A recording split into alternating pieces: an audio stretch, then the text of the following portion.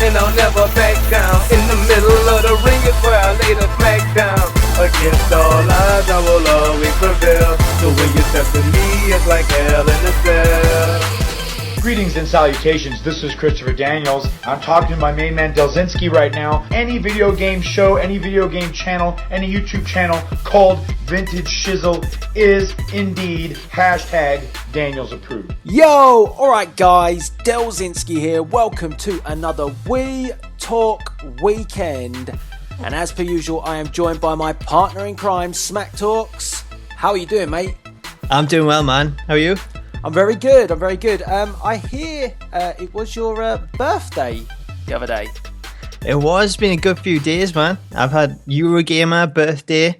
It's all going on. New FIFA. Yeah, I know. There's been plenty of good stuff going on. FIFA, have you? What do you think of it? I haven't played it yet, to be honest with you, but it's good, but it's so focused on passing. It's really, really hard this year. At least I've found it really hard. Right, yeah. We'll have to have a game on it once I've got my copy, but I haven't played it yet. Like it's like a standard, but yeah, we'll have to have a go on it. We'll have to set it up, get it going. Exactly. And I was going to say, it's kind of Smack Talk's Appreciation Day on We Talk then, I guess. I guess so. You'll have to be nice to us today. Really? Yeah. Oh man, that's going to be really hard work. Make a change, won't it? So obviously, today we're going to be talking about Night of Champions because that passed us by last week. Lots and lots of fallout from that. And I would say it was, the theme of We Talk this week is really the curse of the bookers, because I just think this week is almost as such a complete cluster of booking mistakes. And I don't want to be like, the bearer of bad news or the bearer of bad news, but I think I'm going to have to point out so many things this week. It could get quite annoying. You're going to be BND?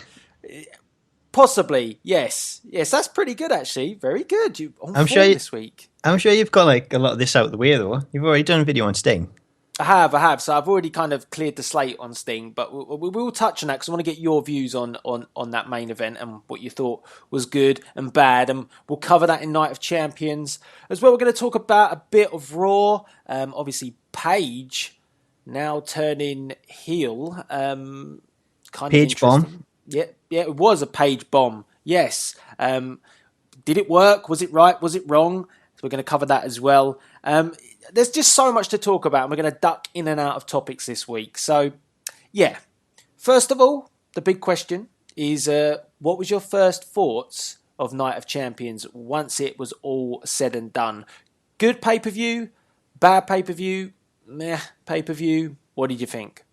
I thought it was pretty good. I enjoyed it, watching it live. I don't know if you watched it back or you knew the results.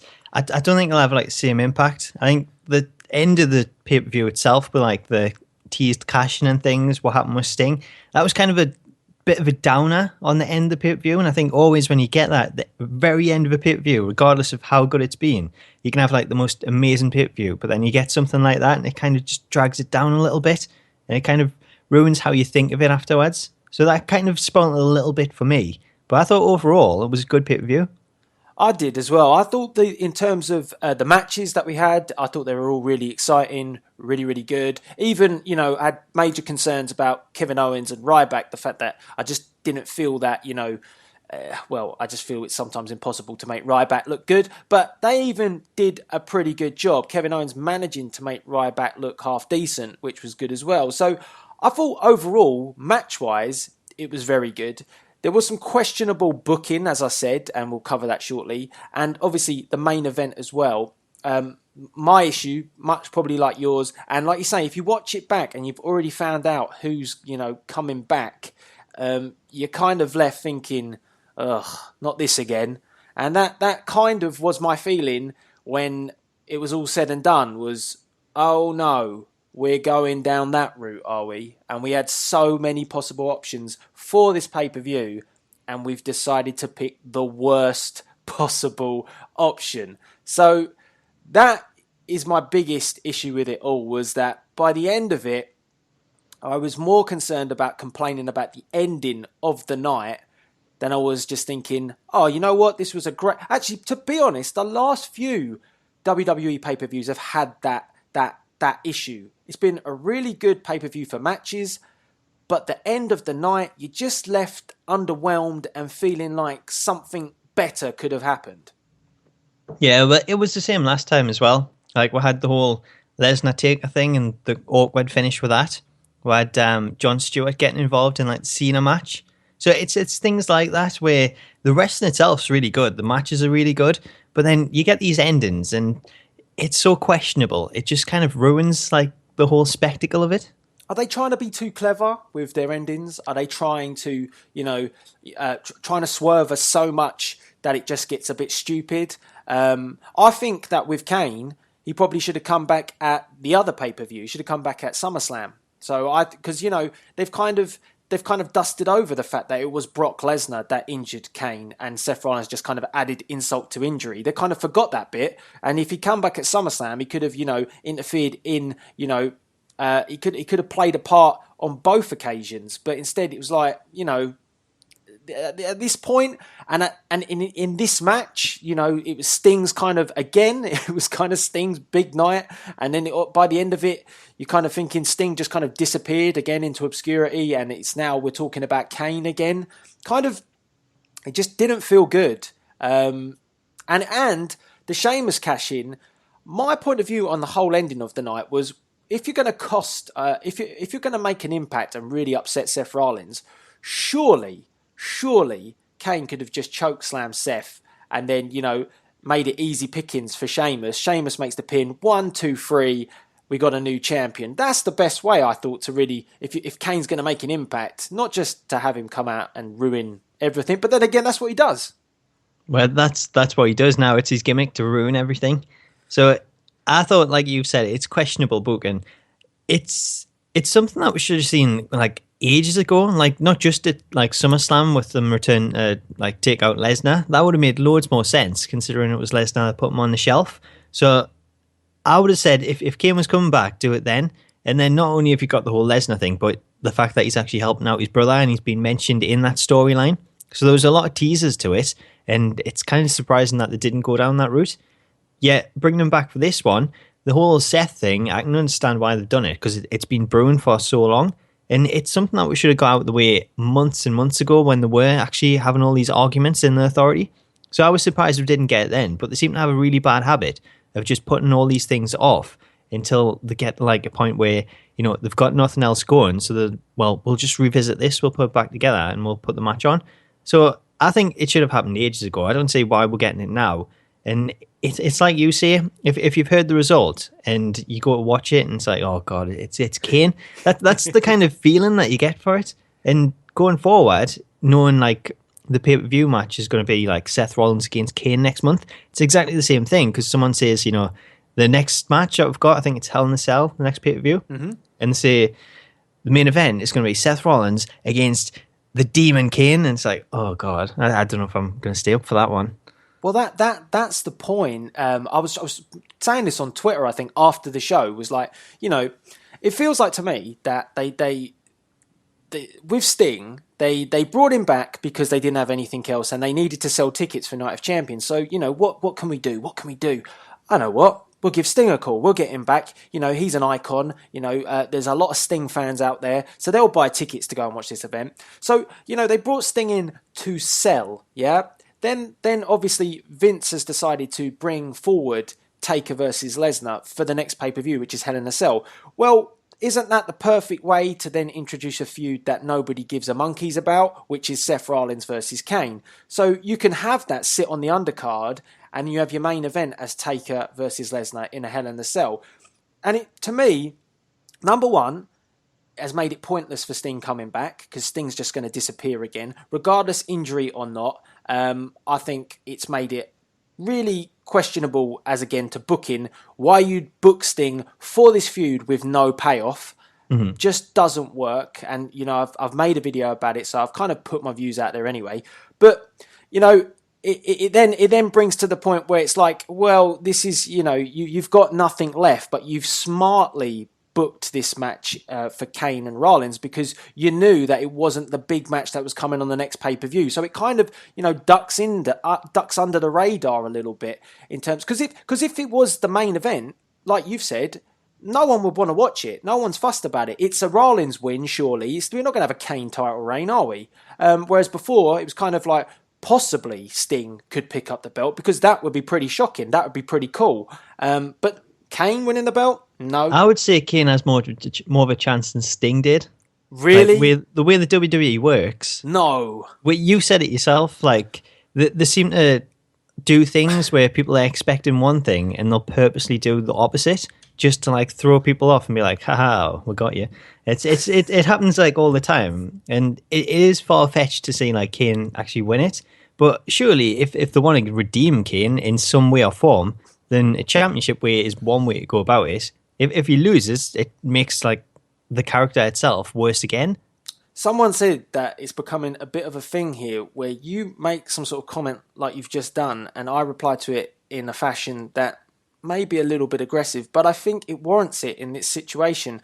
Kane becoming the WWE World Heavyweight Champion, my response to that is fuck off. No. That is a little strong, isn't it? Hang on, you're supposed to be nice to us today. Well, I'm kind of being nice to you. I'm not being nice to Kane. Really? Do you want to see that? Do you want to see the big red... He's not a demon. He's not a machine. What is he? He's Kane. he's happy-go-lucky Kane who doesn't seem to, like... He's got a bit of a memory loss at the moment. So, like, I don't know, maybe he's, like, took a buckle bomb from Rollins as well and it's affected him. Because it's... Oh, I don't know, really. Like, I think... In terms of going forward, the only thing that can kind of save Kane now is like a demon reign where he gets a title and he just goes on like this destructive path.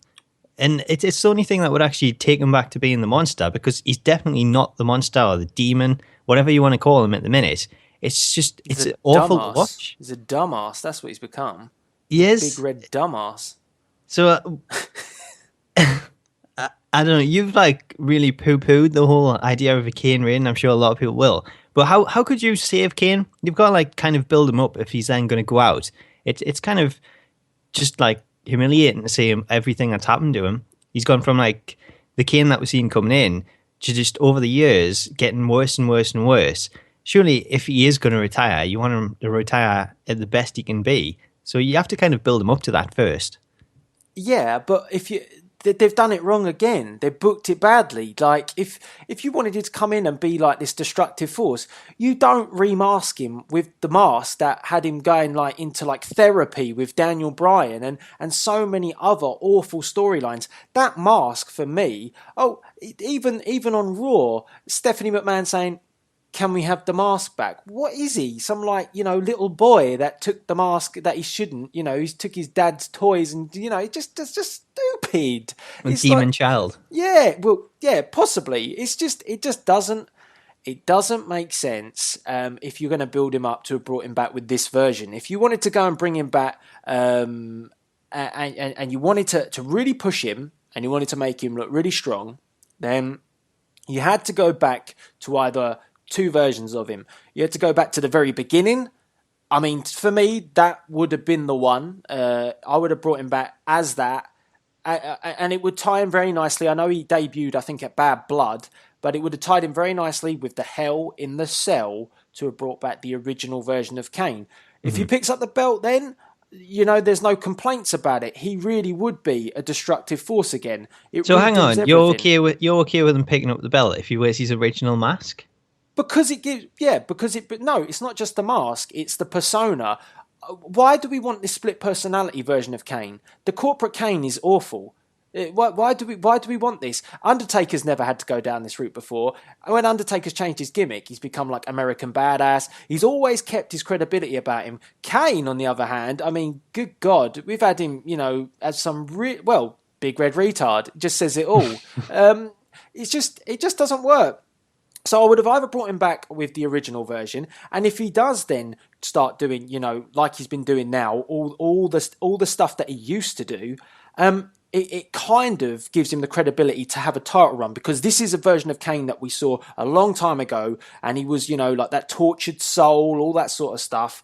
Not this one that we've got at the moment. The one that wanted John Cena to embrace, the hate or whatever it was. He was trying to bring out the evil in John. Did that work? No, it didn't. Didn't work. No evil in John Cena. I know. So it's so rubbish that they went down this route. The other one, if I was going to bring back another version of Kane, I would have probably gone for the one where he was unmasked and he was wearing had the towel over the head, and I think it was branded to SmackDown possibly or Raw. I can't remember, to be honest with you, but I know that he had that gimmick where he kept on laughing constantly, and it was really creepy. And I thought at that time I was like, he'd gone through a bit of a patch with the masks. He'd now been unmasked. And it was kind of haunting every time he'd appear on the Titantron laughing, and he was getting more and more sinister as the weeks go by. That worked. Ever since we've gone down the Joseph Park route of him being, he wasn't really a split personality before. He just kind of kept donning the mask when he fancied it. It was like his fancy fetish, just fancies dressing up for the sake of it. But now it's like he can't acknowledge that he's the demon. It's all of a sudden, oh, hold on, there was a demon? And then he turning into the demon. It's like, oh, come off it. Joseph Parks couldn't sell it, nor can Kane. Well, I was going to say, I mentioned it to you before, about it being so similar to the Joseph Park angle. So I think we're seeing it then, and I wasn't a great fan of it in TNA. So I don't think I'm going to be a big fan of this going forward in WWE. I don't see how they can make it much different. It's just kind of broke down into this comedy angle again, which is it's something we're seeing from Kane. It's not new. It's something that's happened the last few months. He's made a lot of comments that are really not very Kane-like. When he brought up the whole Seth looking like Justin Bieber thing, and he's had loads of other good lines that have got really good responses. And I don't know if it's the WWE just kind of building on that and saying, these lines actually working, that Kane's delivering them pretty well. Maybe we'll go with this. We'll make it into a gimmick. But the whole not being able to remember thing, it's just it's so bad. It's the last thing that you want to see. The only thing that I can kind of think that would save this is, you say, if he goes back to that original Kane with the mask, so you can have Stephanie and Triple H confiscate this mask or whatever, and then you'll be okay, you know what? I've sorted my demons. I'm at peace with them. And then all of a sudden, he rocks up as this original Kane. And that's the only thing that I think could save him. And in terms of him going out as retiring, I would love to see him go out that way as he come in. But if you look at Night of Champions and you see the way he came back, why was a repackage not done there? It was primed for a repackage. I don't think when he first came back, do you remember he was wearing that mask as well, that top mask to the other mask? It was the Weldon mask. Yeah, and when he first came back, it was actually pretty good. I was like, whoa, this looks different. When he come out of Night of Champions, I was like, oh, he's come back as the same version we've seen before. So it was crying out for a repackage, a different mask, an old mask, anything that was going to make him look a little bit unique and have people shocked. To have him come out as the demon version that nobody cares about was just ugh. And as I said, there was so much drama at the end of Night of Champions, and it was supposed to be about the Rollins versus Sting again, and Sting kind of just disappeared. Sheamus has then been stitched up as well with his cash in, and all we do remember is Kane being the same Kane that we saw before and we're not fussed about. So I didn't like the ending.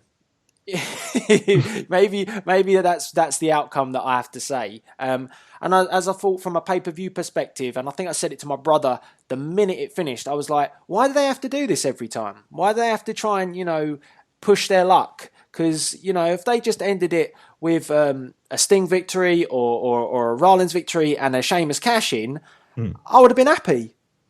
So, I weren't really asking for much. There was a few scenarios out there that I would have been happy with.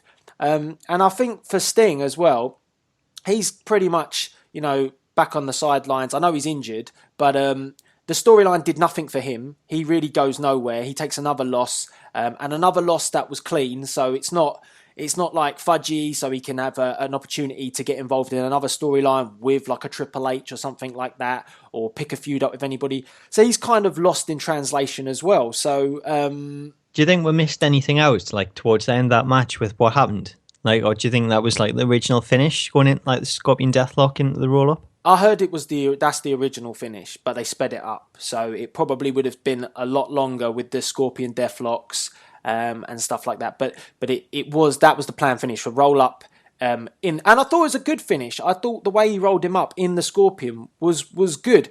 But the overall factor is that Sting really has had 2 storylines now that he hasn't really followed through with any sort of reasoning or purpose. It's like he's coming in, as I say, to sell tickets because WWE need a big name, and he's not really getting anything out of it. You mentioned before we went live about the interview on WWE.com about his injury, and it was interesting to know that he said, that if there's an opportunity and the opportunity was right for him, he would still come back. So it's like a maybe if the injury and stuff doesn't take its toll. And I think that it's likely, if he's saying that he will get one more match. But just to quickly touch off of it before we just give a bit of a view on the other matches of Night of Champions, if he does come back, and let's say he's been given the promise, because I've got to think there's a promise somewhere, because surely you can't just be happy with taking all these losses. People say that wins and losses don't matter. Well, they do to me, and I think they do to proper wrestling fans, but it annoys me when they say Sting that. fans. Well, does it to you, does it not annoy you sometimes seeing people chalk up losses and damage their character? Does it not annoy you a little bit that, for example, Rusev is a great example of it.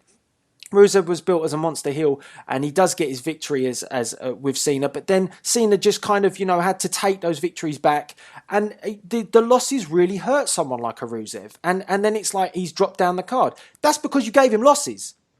You're saying they don't matter, but you gave him a loss. It does. Like it's exactly what you've been saying. Basically, like it's not just like newcomers that come through like Rusev where they get all these losses and it really hurts them. Like it does, but they're not the only people suffering from it, because we've got legends, like you said, with Sting. So like all these losses, they do hurt him, and it devalues him as a legend. And one prime example of that from Night of Champions is Chris Jericho. Like, he's someone that's come in the last couple of years, and he's not even active, like, in terms of, like, each week, but every time he does rock up, he tends to lose, and he was brought in at Night of Champions because he can take that loss. It's something that he does, and I guess he's the best in the world at doing that now. So it happens all the time, and it just devalues all these legends and newcomers. So it's something that I think they really need to think about and kind of think long-term how this is going to affect someone. It's funny you say that, because if you listen to Jericho's podcast this week about him talking about Night of Champions, he kind of starts off a bit confrontational, and he says, people complain that I just come back and I job to people and I put people over. Well, you don't get it. He was really on the defensive, because I think people were chanting, "You still got it," in the crowd, and he didn't like that either, because he probably thinks I've never lost it. But he was saying that, he's people that say that I just come back and I put people over. You don't get it. But what he's really there to get, like he's saying, what did you not get? Exactly. I know. He's like saying in storyline, you don't see the bigger deal, you don't see the bigger pictures and stuff. But I'm like thinking, well, I do, and I'm sure, and surely me and you and people out there are showing respect to someone like Y2J. Yeah, okay, you're helping the business, and there might be something coming later on down the line, but like, for him to lose to Fandango, what did that... I know we've gone off on a massive tangent here, but it's a good topic to talk about. Him to lose to Fandango, what did that do? You've just put over Fandango, and Fandango's never, ever made it to the top level of the company because he had such a terrible gimmick and bad booking. You took a loss there, right? Wins and losses don't matter, but everyone will remember that you lost to Fandango. So it does matter. And it's like Jericho's gone through that process. And as I say, I think it's respect from the fans. We don't want to see guys that, through the years have been so amazing just pick up pointless losses. And going back to my original point, that's where, when I talk about Sting and Taker now, this match is very hard to now see anything else than Undertaker winning and Sting getting a third loss. And someone said to me, "Oh well, he won on Raw." Oh, come on, let's look at the big pay-per-view matches where Sting's being actually built for to go into these matches. If Taker versus Sting at WrestleMania happens now, Sting's just so badly looking like he can't win this match. He's weak. He's faced Triple H and lost. He faced Seth Rollins and lost clean. He didn't get screwed. He lost clean. If they reversed all that and they had Sting win at WrestleMania, then lose to Rollins, it's a different scenario. And he also lost to Rollins in controversial fashion. It's a different scenario. All the mystique is going out of Sting as well, to be honest with you, because when he first came in, it was all about the mind games. His mind games kind of turned to him being a bit more on camera. So you've lost that novelty of him just being, not speaking and playing the game. And if he was doing that, that fits perfectly with Taker. I just think that it's almost got to that stage where the novelty is wearing off on this match. And also, if it does happen, I don't even like to think about the outcome. If Taker loses, people will complain that Taker lost again at WrestleMania. If Sting loses, you'll have people like me complaining that he's picked up, like 3 losses at big pay-per-views. If it was just one match, or Sting had his match and beat Triple H, then Sting can take that loss at WrestleMania, and we're all happy. It's 1-1, Absolutely. I'm just hoping that it's not like a last man standing match, because the way they've been booked, neither of them will be able to get up. Yeah, I mean, it's really difficult to work out how that match can go now and how that match can happen now. And some might say, well, Taker's weak, but Taker's going toe to toe with Brock Lesnar. He's going toe to toe with the Beast. I think you said that to me, didn't you? I did. I brought up that point, and you were straight to defend that. So it makes sense when you compare who they're going up against. But at the same time, Sting is going up against the champion. Don't forget that. I know Lesnar destroyed him when he took him on, but he didn't beat him. The champion that loses to 1AA for John Cena 2 nights in a row successively. Unbelievable. He's been working hard though, hasn't he? All these matches. Maybe that's a reason for it, but it is strange to see him get beat after 1AA when we had seen the Open Challenge, and every single week people would kick out that first one. This is your best point that you've ever made on We Talk, because when you said it before, when we was talking about this in the show today, and when you brought up the whole United States Open Challenge and the sheer amount of people that have kicked out of AAs, and Rollins is not kicked out 2 nights in a row to one of them. It's ridiculous, isn't it? Look at the list of people that kicked out.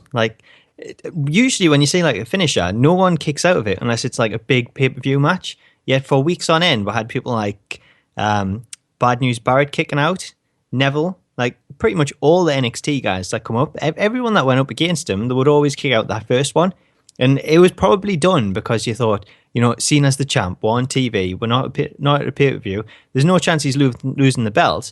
But if we have someone kick out the AA, then it just it drops that into the back of your mind. Wow, they've kicked out of that. That's a big thing. So it's strange, seeing Rollins only take one and then get beat. And this is the same guy, right? So he loses to 1AA, right? But the night before at Night of Champions, right? He got AA'd on the outside of the ring, right? He'd just been in a very long match with John Cena, a very good match as well. Cena beat him, obviously. Then he goes into a match with a veteran of the ring like Sting, who has fought some of the greats in the industry and beaten them. And Sting's come out there. He's hit him with Scorpion Death Drop. He got lucky with the ropes. He's put Scorpion Death Locks on him. And you're thinking to yourself, if there's a point where Rollins is going to be pushed to his limit and pushed to his max and he's going to stop or give up, well, that was the night. And then the next night on Raw, yeah, you could say it's fatigue and stuff, but come on, he's then losing to 1AA.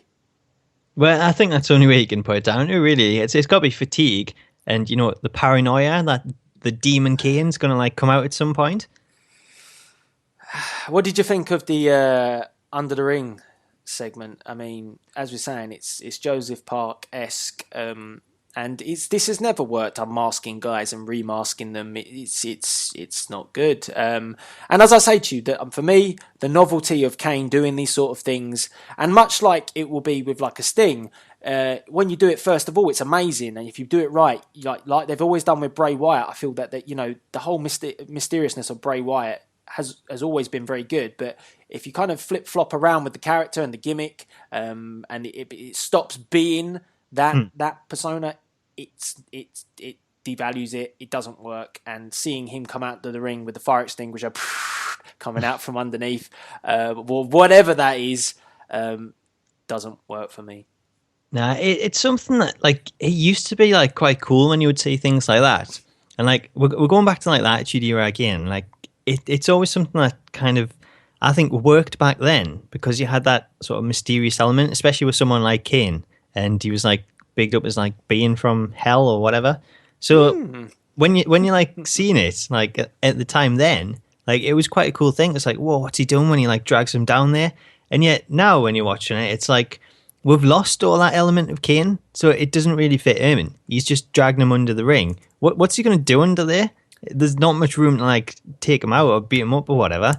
It works if like you use some like chloroform and you like knock him out, pull him under the ring, and then he disappears for a while. It's like you've abducted him or something like that. But Rollins just turned up on SmackDown, so it's like he's pulled him under the ring, nothing's happened. They've just chilled out under there, watched a bit of telly or something, and then he's let him go. What's the point in it? I don't see the reason. I think it's funny that you say that. I mean, I reckon he probably pulls him down under the ring and then, just sort of says to him, Seth, we need to talk about things. Yeah. And then he drops off a cheeky fart. That's why the gas comes out of under the ring. That's what he does. Oh, you've got sorted now. That's the reason for it. I was wondering what that gas was all about. Yeah, he's got or Seth's got a little bit nervous because he's under the ring. So obviously, it's kind of that's what's happened. And then like Seth's been like, oh man, I need to go, and Kane's like, I've got this covered. We'll go into the ring. I'll just pull you down. And then obviously they have their little conversation. He's like, I'm going to let you go now, but if you keep pissing me off, I'm going to come back and get you, Seth. And then he lets him out again.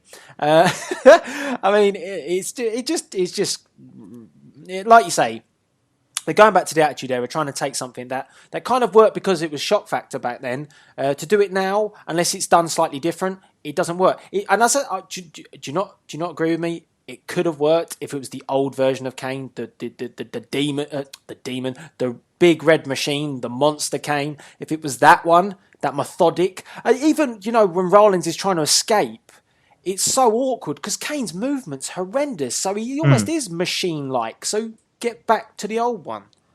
Yeah, he needs an upgrade, doesn't he?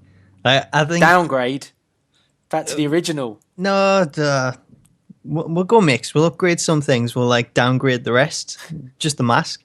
But like, yeah, I think like it would have been really cool if we'd seen him like abduct Rollins. Like that would have been a really good moment.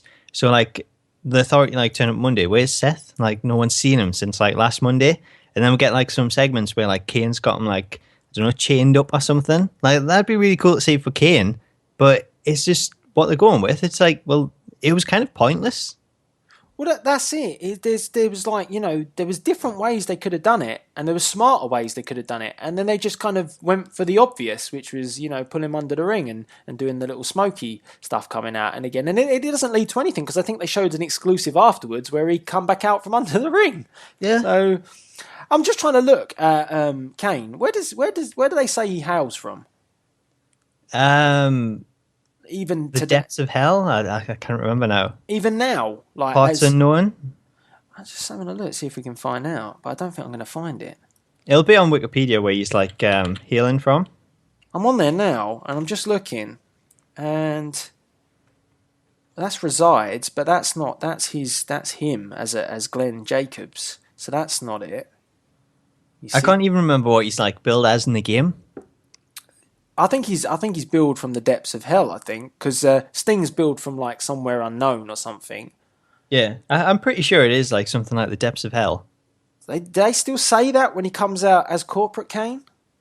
I would probably say. I have no idea what the bill as as Corporate Kane. Did he even get much of an intro? He usually just turns up in the ring in a suit, and it's like, oh god, I fell asleep, so I missed it.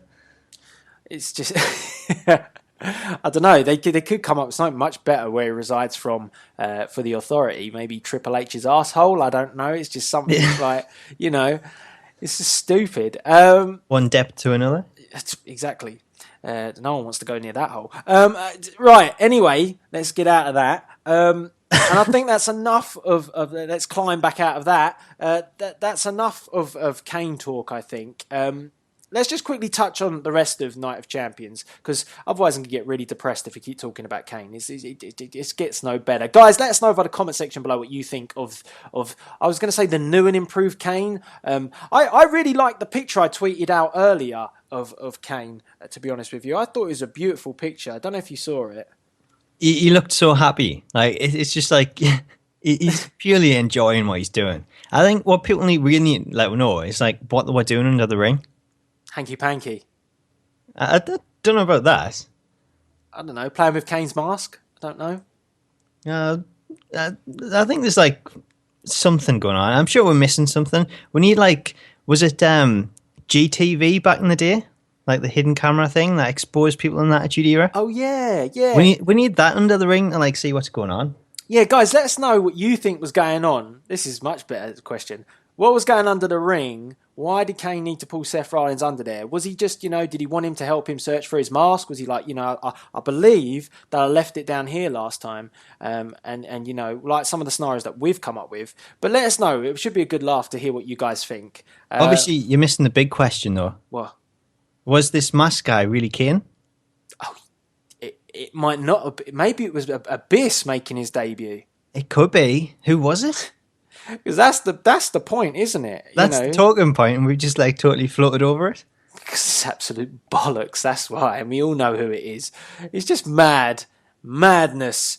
Anyway, what did you think? Aside from that, what was your views on the rest of the night? I mean, were you underwhelmed with Jericho being the mystery guy? I was. I was. Well, I wasn't at the same time. I thought it would be a good opportunity to bring up some NXT guy, but at the same time, I think going into that match, we all kind of felt the Wyatt family really needed to win. And if you brought up a new guy, the last thing you want to do is have them go under. So it made sense to use Jericho, and then, like we said before, he's someone that can take the loss. So the way that the Wyatt family have been booked these last couple of months, a lot of months really, Bray Wyatt especially, he's always been the one to take the losses. And it's hurt his credibility as well. Like we mentioned before, if a new guy comes through, then taking all these losses, it really does hurt them. And it's someone that's really hurt Bray, because the Wyatt family stuff was so good. Then he went on his own, and it was completely just a bad run from him, in my opinion. So now he's got the family back together. Things are getting back on track. And I think they really needed that win to kind of solidify that. I think that Wyatt shouldn't lose now for the next 6 months or so. I think Wyatt should be on this rampage of recruiting and building and just keep going forward and forward and forward. And I'm not going to talk about it too much more, but like I say, the ideal opportunity could have been like a run all the way up to WrestleMania. And if Sting had been champ, Wyatt could have really dethroned him, put him away at WrestleMania. It would have probably made a good booking option as well, because as I say, it's questionable with Taker. And then Wyatt reign begins. You've made him the monster heel in your company, and if the Authority are still around, well, the Wyatt doesn't have to listen to the Authority. It would, for me, be an absolutely perfect scenario. He's built as such. Well, he kind of could say it's like the Ministry versus the corporation, but Wyatt really would be, a mind of his own, and it would be fantastic to see Wyatt and the Wyatt family build, maybe a reveal. Hopefully, it wouldn't be Vince McMahon as Sister Abigail, but I would just love to have seen that, and I think that was the route they could have took the whole title picture down at Night of Champions, and obviously, I feel they've missed a big moment there, but it was good to see the Wyatts win. Definitely. Jericho coming back, I was kind of like, well, I know Jericho can perform really well, so I didn't mind that it was Jericho. Taz did say on his podcast, the WWE's favourite son had returned again because he returned so many times. I think that was a bit of a jab, a bit harsh. Taz says he hasn't got any beef with him, but takes a lot of shots at Jericho on his podcast. I didn't mind it. I thought it was good that Jericho came back, tied in with the Wyatt feud. But the question would be is, why would you, if you're if you're Roman Reigns and you're Dean Ambrose, why would you recruit someone of Jericho's size? Yes, he's a former world champion and stuff, and he knows the Wyatts, but wouldn't you want to go with some muscle to take on someone like Braun Strowman? And I didn't think Jericho was that guy. Yeah, in terms of like how the match was booked and like needing like someone that was going to like get you the advantage against that big guy Braun Strowman, because no one's actually been able to like compete with him. So you would need someone that's like a huge monster, and Jericho really doesn't kind of fit that. He's just like quite a small guy. So it was a strange choice to go with that way. But then again, whenever there's a surprise return, it tends to be Jericho. So it fit in with that.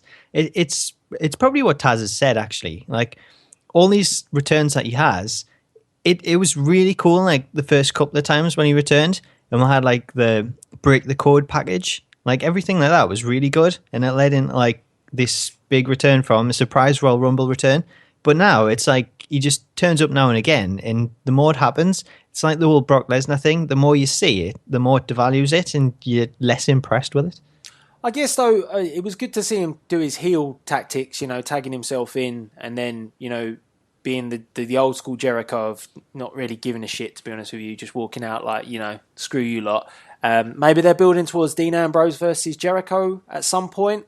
But again, like you said, the sheer amount of appearances that Jericho does do, great to see a legend in the ring, but it would have to be something really interesting, I think, to get everybody going on that sort of feud. I reckon they put on great matches, but, as you say, because Jericho is so involved with the WWE at the moment, from like a part-time basis, it kind of makes you sometimes think, I'm not that fussed about it. I think what the ultimate outcome was that Braun Strowman again is looking very, very menacing, like a proper monster should, Kane. And I think that the underlying factor here is that if the Wyatts keep going in this way, we will see Bray Wyatt rise to the cream of the crop, and that is what we need.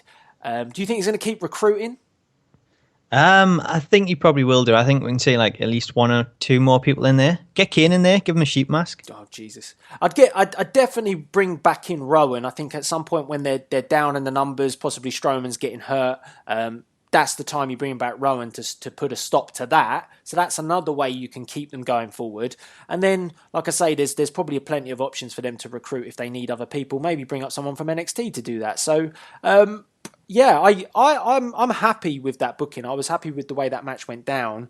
Yeah, because they teased people like what's his name from NXT, Baron Corbin, because they teased that. I think that everybody kind of was like, what? And now obviously they're tailoring off with Randy Orton again.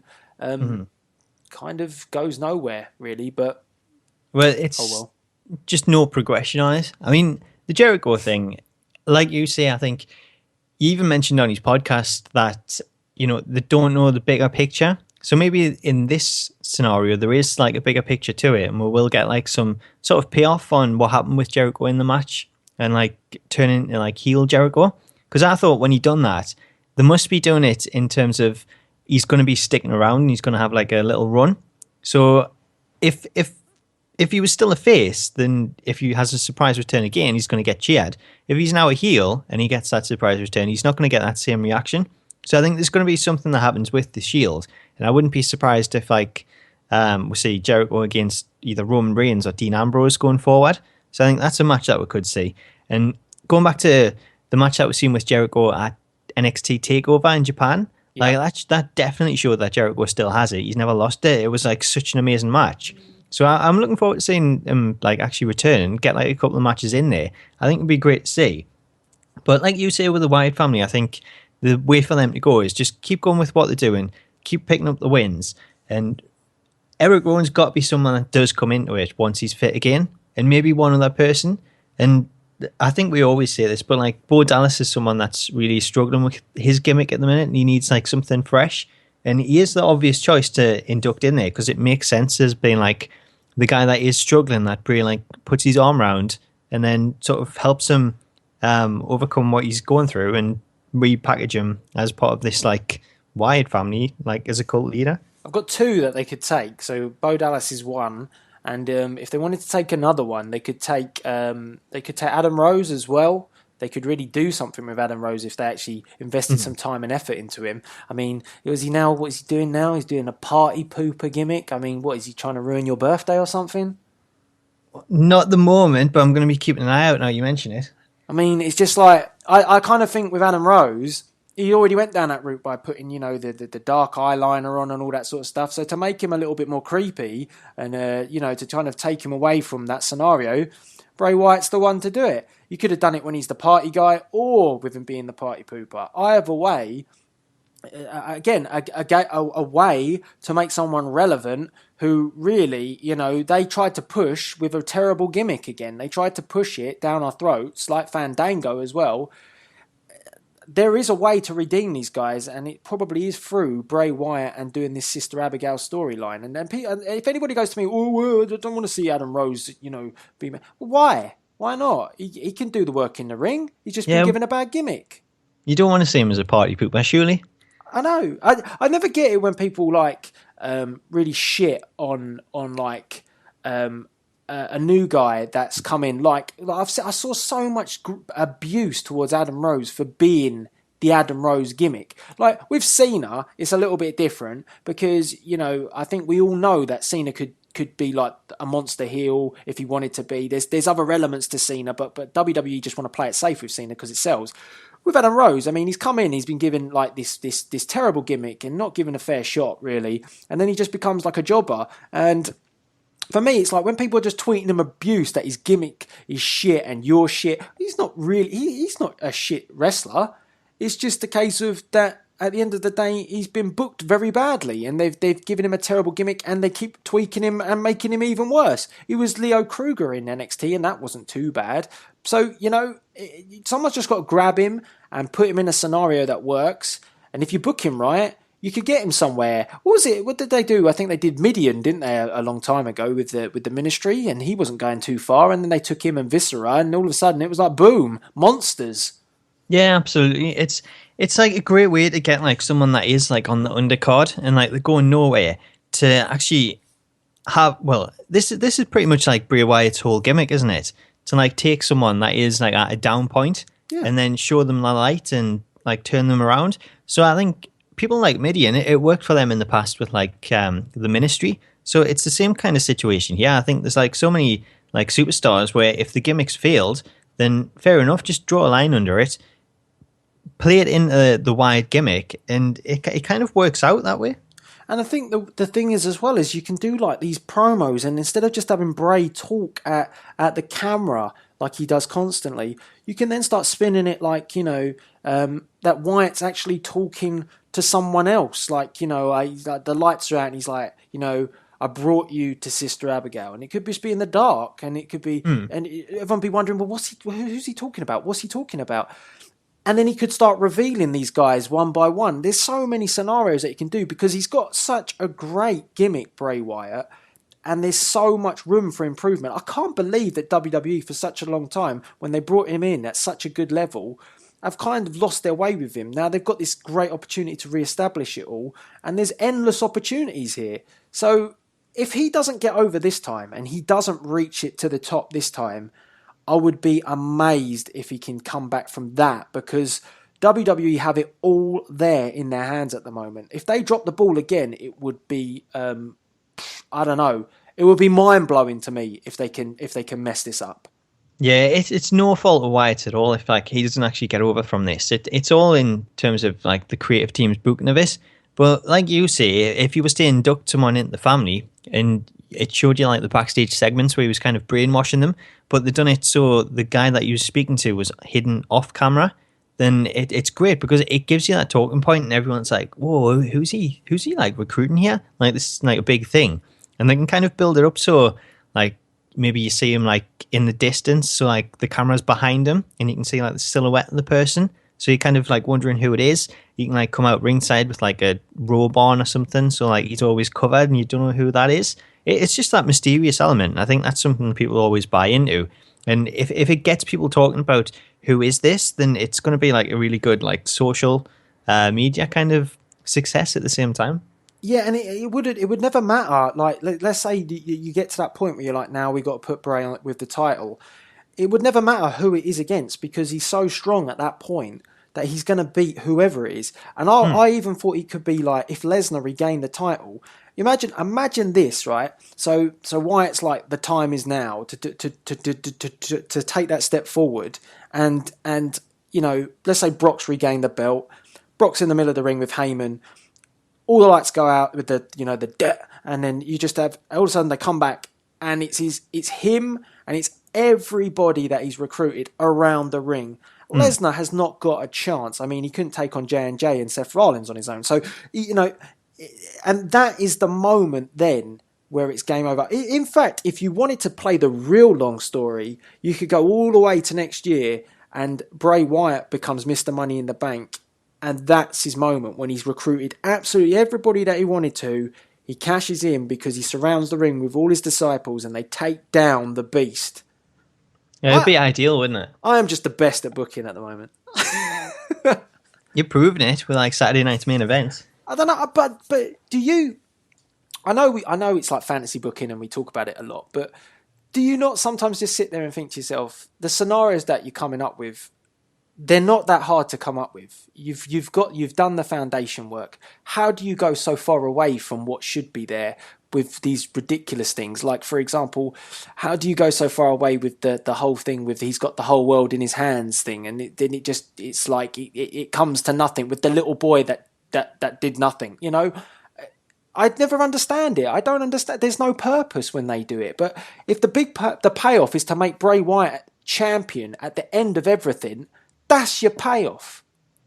Yeah, we need a payoff. That's the only thing that's like missing a lot of these times. They get some things right, like the creepy little kid that was there singing. That was like a really like cool moment to see. And as long as they don't overdo that, things like that work. But there's no like reason behind it or whatever. It's just like, has Bray brainwashed him? I don't really understand the reason behind it, but you know what? That's pretty cool. Yeah, and that's what you always get left with. Wyatt's pretty cool. He does some cool stuff.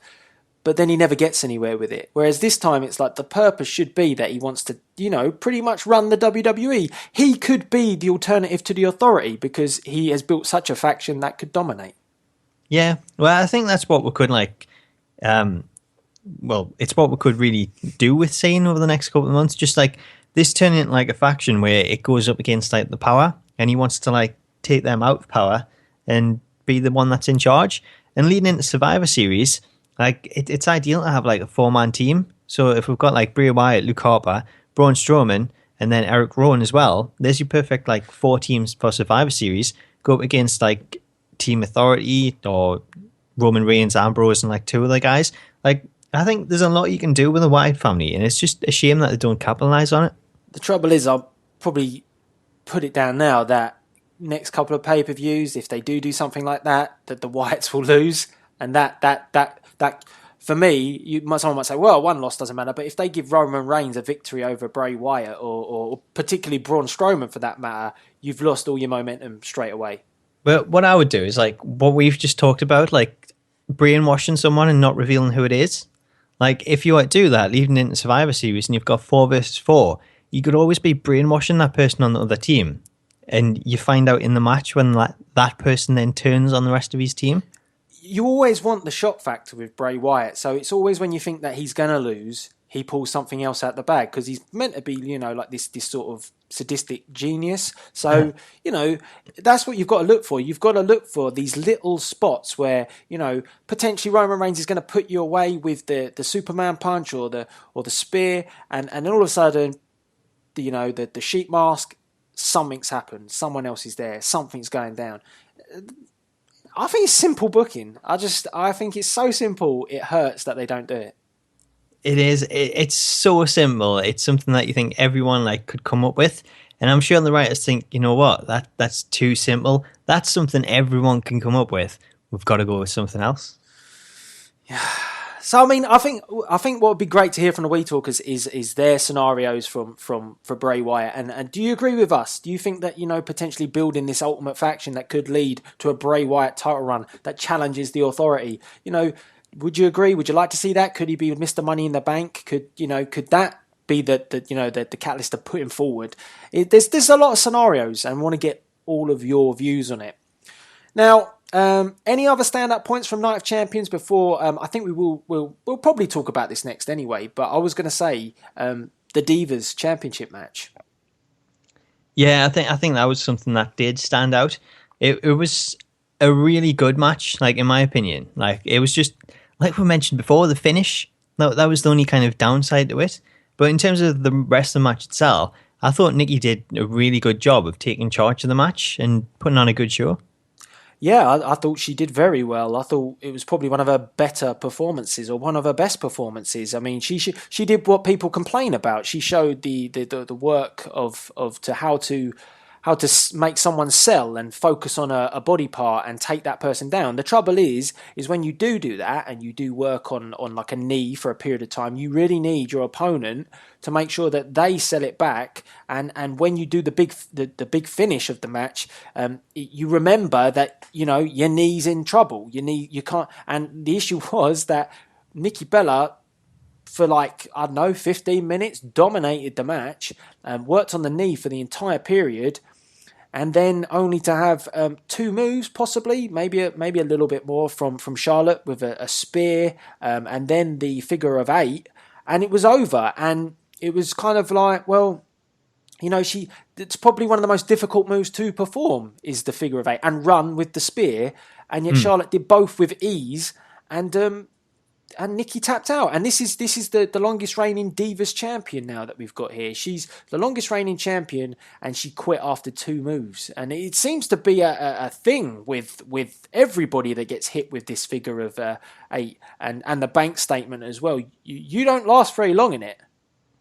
Yeah, absolutely. It's just something that, like you said, it was kind of missing the selling. The whole point of the match was to work on the knee and stop her from applying that. So if she'd gone to apply the move, what we should have really got is a few attempts where she tried to do it and she couldn't quite lift herself up and knee give out. Mm-hmm. But we didn't get any of that. I don't know if the rush the ending for it.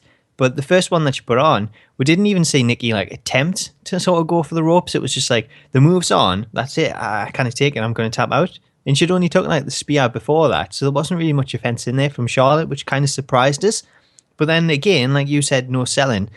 The next night on Raw, she has a match, and I don't really think did she show any sort of signs of a knee injury or the fact that her knee was sore, because she then went on to beat Bray and she hit the figure 8, and Bray exactly the same thing, tapped out straight away. Yeah, and then Bray forgot to even hold her knee. She was just laying flat on her back, you've been flattened, laid out. It's it's really bizarre. If you get the figure 4 or something, figure of 8 put on you, You've got to emphasise that hurts that body part, and they're not doing that very well. And I do think as well, the trouble is my biggest worry about this match was that if Charlotte won, what did it say about the title reign and the point of having that match on Raw? And it really made it pointless. I would have probably rather have seen Charlotte win the belt on Raw, stop the reign, and Nikki regain the belt on Night of Champions, and the feud continues a little bit. That's what I think I would have rather gone for, because all you've done is show that the whole point of getting past the finish line with the longest reign was to just erase that AJ Lee part, just quickly get that under the carpet, and now we can let you release the belt. That's not right. That's not fair. And when I watched the match, I was like, well, it's good that she's champ, I guess, but really has, made it a pointless scenario of surpassing that record. Yeah, it does. It really kind of showed what it was all about when we're seeing I drop the title straight after passing that record. I think leading into the match, me and you, we both said we really want to see Charlotte win and stop Nikki from breaking that reign. But then when the date passed and she'd gone over the mark, it was well, I've kind of changed my opinion on this now, because I want to see Nikki win, and it doesn't just show that it was all about racing CM Punk and AJ Lee from history. So I think it's something that really, it stuck it to them. And it was probably Vince just really sour about the whole thing. And I don't know, it is something that you could say with Seth. Could he go on to beat CM Punk's record purely for the same reason? Possibly that could happen. I wouldn't put it past the WWE. And if you looked at the Night of Champions packages as well, did you notice that nowhere to be found in there was like an AJ Lee picture? I mean, they had Trish Stratus, Lita. I think they maybe had someone else. I'm not sure. Maybe it was Alundra Blaze. Maybe, not sure. But these little packages they were putting together about the champions on the night, I didn't see AJ Lee anywhere in there. So longest reigning Divas champion, will runner up to it now. And you didn't feature her, so just shows that's the thought process. Don't want her in there. Yeah, it's a strange one. I think it really shows like how petty it can be in terms of like management, and I think we're all the ones that's suffering for it. Well, yeah, because you don't get any sort of consistency again with the product, because the product is like, you've made someone be such a huge champion, and then they drop the belt. Didn't they do this with a little bit with Paige, with Paige and AJ Lee as well? Same scenario. Built her up, made her become longest reigning champ, drops the belt very easily. Yeah, she did, because it was like Paige's first match, wasn't it? Yeah. So it was kind of like a surprise, and I don't know, that kind of made a little bit more sense, because like AJ had done it, she'd overcome like all the odds, and it was kind of like she was like acting a bit cocky, like, I can do anything, and then it kind of took us by surprise. So I think that worked better. Whereas this one with Nikki, it didn't have that feel. Nikki actually like put on the greatest performance that she's probably had in her title reign in terms of the match, working the knee, and it's gone the opposite way, and she's got beat for it. So I think it probably worked better with Paige winning it, but in terms of Charlotte, I just think it was a match where whatever the outcome was, it was always going to be a losing situation for the fans. Yeah, and I mean, at least the underlying outcome of it all is that I can just quite happily now say that I really dislike Paige, and it goes towards the storyline as well now. So at least you can be happy now. You can actually dislike Paige and not have to like a character. I don't know what it is. It's just the way she carries herself. Maybe she's just really good at selling it, but she's just very, very cocky and arrogant and cocksure of herself. And it's like, I really want to see Becky Lynch just slap the taste out of her mouth. So if that's all of the art of selling, then she's doing a great job at it. Yeah, it's just, it makes you question it, because we're seeing like everything that happened on Tough Enough, and even like Total Divas, even if it is scripted or whatever, you can still like get like more of a feel of a person's personality from that, as aside like what we're seeing on WWE TV. So she didn't really come across like as likable as I thought she would be, especially when it comes to Tough Enough, because she was really like offensive, like she took things like that weren't really aimed in a certain way to be like really offensive to her. So it didn't make her come across very well. And now maybe you'll have like seen all these reactions to it and thought, let's just go with that. Let's make a heel, and it makes more sense than having someone that's playing like a really like fan favorite person on TV in terms of wrestling matches. But then we're seeing like a different side of her in terms of reality shows. The only issue that I will point out is that obviously her promo and her build is that that Charlotte isn't really a good enough champion, and it's only reason why she's champion is because Paige brought her up. Becky Lynch is a nobody according to her now. Sasha Banks and everybody are arrogant, and it's all thanks to Paige. And I just kind of and now obviously Paige kind of wanting the title, and I kind of just think to myself, the bigger picture here is that why didn't you just go for the title when there was no competition? Why would you want to go through this stupid Divas Revolution just to then complain about it when it's happened? Mm-hmm. Well, I think go figure. From her character's perspective, I think she always thought that she would be like the spearhead of it, and she'd be the one that was like going up for the title. But at the same time, I think this is probably a missed like opportunity, because we've just said like it would have been better for Nikki to hold the title a little bit longer, and we've seen this like side of Paige for like a while now, and the sort of jealousy thing, getting beat off Sasha and not being able to beat her, and you could tell it was like frustrating her. So if she was going to then turn on Becky and Charlotte, it would have been much better if she'd actually done it at Night of Champions, cost Charlotte the match, and then Nikki could have kept the title. It would have like not made as much of a mockery of AJ's reign and the fact that they'd just done to beat that. And it would also give you a Paige against Charlotte, and it's something that you could then do before you eventually do give Charlotte the title. I actually thought that was going to happen, to be honest with you, when she first came out, because she looked like she was being really cocky and arrogant again, and I was like, potentially Paige could turn on the night, and then they didn't. I was like, oh well, I'm clearly wrong. They did it later on, but I think what would have been, like you say, what's better is they just should have had Paige and planted the seed that there's cracks between them before she was champ, so we could see maybe it combust at Night of Champions, but instead they've gone down this route. So there you go, as you do. It's just a strange situation. It's been a great Divas Revolution. We've got the best division that we've ever had in terms of talent, but it's just the booking that is letting it down with all the teams to begin with. Now it's just a case of missed opportunities. And I think they've got to have 2 Divas matches a night now, because if they're going to start involving Natty and Paige, and they should really have 2 matches per night, because there's a lot of Divas there and not enough TV time. So you've got to do something to make that work. Yeah, absolutely. I mean, give away a Divas show on the network. You can have reality elements in there, but matches something like that would work. Good, exactly.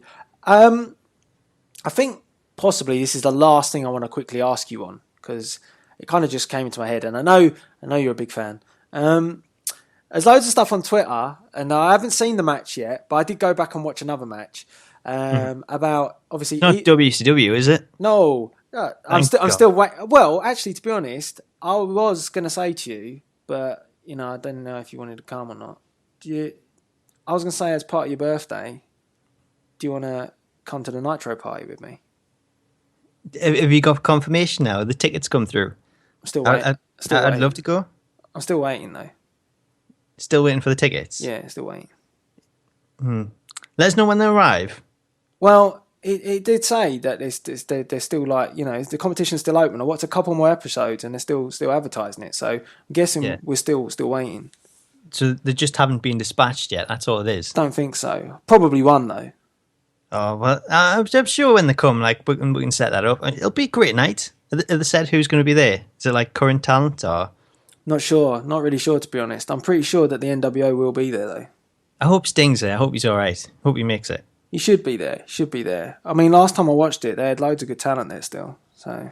Well, they've been building this for a while, haven't they? So all this planning should be an amazing party. Apparently, you get to party with the Nitro girls these days. Awesome. Oh, that'd be incredible. Don't say anything if that girl's smiling, though. Be a bit rude. I don't know what she looks like these days, but probably going to be pretty good. It'll be awesome. I can't wait for that.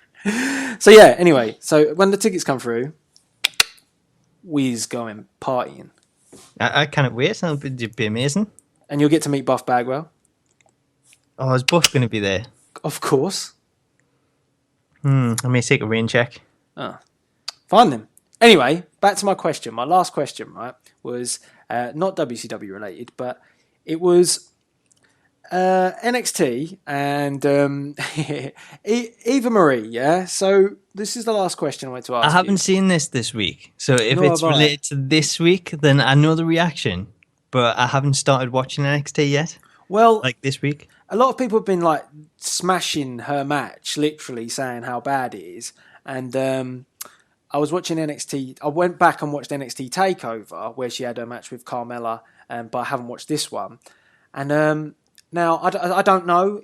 Was it both of them or was it just Eva? But from watching TakeOver, I feel really sorry for Carmella being put in this feud with her, because although she's trying her best, she just doesn't know where to go with moves and stuff like that.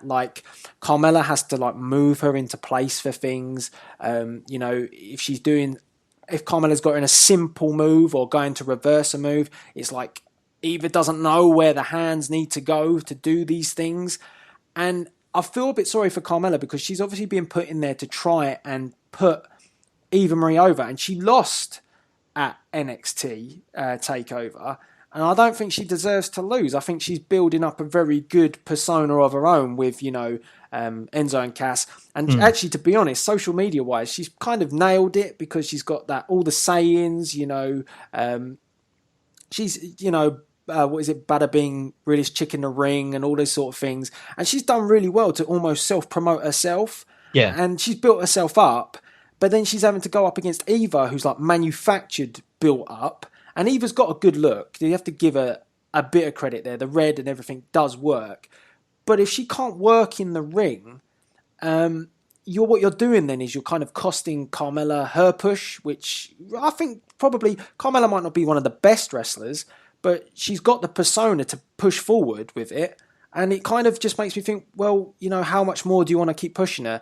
And why not just make Eva like an interviewer or something else? Just take her away from something that she's clearly struggling with. We've seen her train with Brian Kendrick. It looks like it's easier for her to work with Kendrick than it is with actual in-ring. And it could just be a case of she just struggles with the whole, look, I'm doing this move now. You've got to do it with me. Whereas with Kendrick, it was like, you know, we're going to do drills on, you know, suplexes. So my question to you is just, you know, I know you're not that exactly in real term the biggest fan of Eva Marie, but to keep booking her with someone like a Carmella, what that's doing kind of damage to her. And like I said, I haven't seen this week's one, but I'm probably sure it's going to be Eva that's kind of stinking up the place. Mm-hmm. The Divas Revolution. Yeah, and I've heard that the Revolution, really likes Eva. I've seen so many pictures on her YouTube channel of Eva, so she's obviously clearly obsessed. That was quite surprising. Yes, nailed it. Yeah. I don't know really. It's a strange one. I think they've built Eva up on Total Divas without ever having her on TV, and I think that was like a big mistake to do because you then have to like decide what you want to do with her, and it would make much more sense to have her just as a backstage interviewer, but then you'd be taking away Renee Young, and I'm sure that's not something you would want to see happen. I don't think saying what I said, I don't think she's got the personality to be a backstage interviewer either, though. She's not. I don't think she has. I don't think she can like do it. We've got JoJo that's like gone from like Total Divas to doing that, and I think she does like an alright job at it. But Eva, I think she's stuck up. She's got like that. She has got a chip on her shoulder. She would look out of place as well, like backstage, like doing interviews. I think she has the look of a diva. So she kind of has to go down that Divas route, and they're kind of forcing her because she's like so recognized, and she does like get a really huge following. So it's something they've probably had like the hands forced to do it. And like you say, she works well with Kendrick and like the videos that we've seen of her. But at the same time, Kendrick is like a really accomplished wrestler. So he knows exactly what he's doing. He's able to like make it a lot easier for her. And if you're working with someone like day in, day out doing training, then actually performing the moves and things with someone that you know and you're comfortable with, it's going to be a lot easier to do. Whereas when you go to do matches on TV and you're working with different opponents at live events and things, then that whole trust element and things isn't going to be there. So you're always going to be worrying about, you know, the other person, are they going to be able to take the move right? Are you going to like be able to pick them up, whatever? So all that's going to like play on her mind. It's something that she's only going to get over time. But to get there, we'll have to sort of go through all this. And at the moment, it looks like she's really struggling with it and we don't really see any progression. I mean, have you seen much progression from like the first match that was seen on NXT? Not really. No, she just struggles with everything. She can't get to grips with being. I personally think she can't get to grips with being told where she needs to go and what she needs to do. So with like Carmella and stuff, when she's been trying to do, like at the NXT show, she trying to. There's like a reversal point in the match, and she just doesn't know where to go for that reversal. So she gets kind of stuck in a rut. And what most people would do is if you don't know what you're doing, then you would just kind of sell something else, like you're hurt or as injury, like a bit like what Sting did, you know, at that point when they didn't know what they were doing in that match. Like a pro, you know, he hit the mat, Seth Rollins is just shouting at the crowd, selling it, you know, I'm the man. Whereas she just looks awkward as hell. She doesn't know where to go, what she's doing. And that's the problem, is she's not learning. She's not understanding it. Maybe someone like Triple H needs to get hold of her and you know, give her a bit of coaching or something. Someone somewhere needs to do it. See, I kind of feel sorry for her in a way because she's pushed into it. She has just been pushed into it, and I don't know if it's something that she like really wanted to do, because when you think of like the Total Divas things, going into that, there was no sort of mention of like having to wrestle or anything. So she might have been comfortable with that, but now that she's in that spotlight and they're like, well, we want you to wrestle now, she is getting forced into it. And the way that she's been, everyone making fun of her, it must be like a huge pressure to actually go out in front of like the NXT crowd, especially where it's like a small sort of venue. Everyone's so close to you. And being like big wrestling fans that tend to go to NXT shows, then they're really hardcore with like the chants and things. So it must be a ton of pressure if I actually go out and do it. I think she deserves credit for doing it, but if it's something that she cannot handle and it keeps showing, then I think it's something that they have to say, look, we've tried it, it's not working, we're going to have to go down a different route. And maybe like keep her just as sort of someone that does backstage interviews, a manager role, something like that. Just if it's not working, don't try and force it, because the way things are happening, someone's going to get injured and it's not going to work out well. And the other thing as well to note is they have pushed her on Total Divas. They've pushed her pretty hard. Like they've made out that she's coming up to almost challenge for titles at some point. So it's all been their own doing again. They're the ones that are forcing it through, and it could end in disaster for her, because if they don't, they'll have to just pull the plug. Absolutely. I think when it gets to that point, someone has to make that decision. Because if they don't, it's just going to continue the way it's going, and there's going to be no progression. Exactly. And that's what I wanted to get from you. And I kind of, like I say, I think we agree on it. It's just a concern that you've gone and pushed this girl to the mountain, and she's not that great in the ring. And then you're looking on the flip side of the people she's going up against, and you don't want to damage them. So yeah, and it's taking away a spot from like the people that do have talent. Alexa Bliss is a good point in there. Exactly, and she's with like Blake Murphy, so she's not really getting the chance to like showcase her skills. Where it's someone that if we're seeing her in a match with Carmella, it would be awesome to see. It plays in with like the whole tag teams that they're with as well. Whereas Eva, it's just she's being thrown out there, and they're really trying to push her, but there's no reason behind it other than she's got this big following. Let's get her out there and try and capitalize on it. Exactly.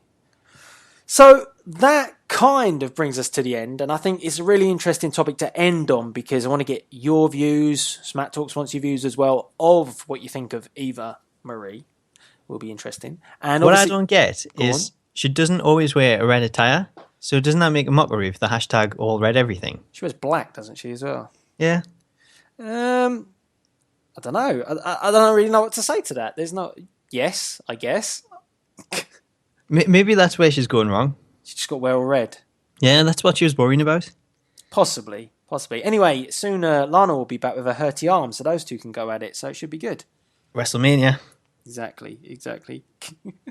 That would be awful.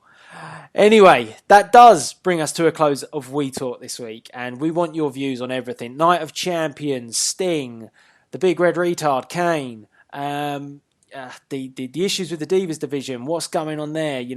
Is Charlotte going to be a really good champion, or is she going to just drop the belt to Paige? Possibly. And last but not least, we obviously want your views as well on Eva Marie as well. Should she stay or should she go? That's a song, But yeah, get involved. And Smack Talks, have you got any shameless plugs for us this week?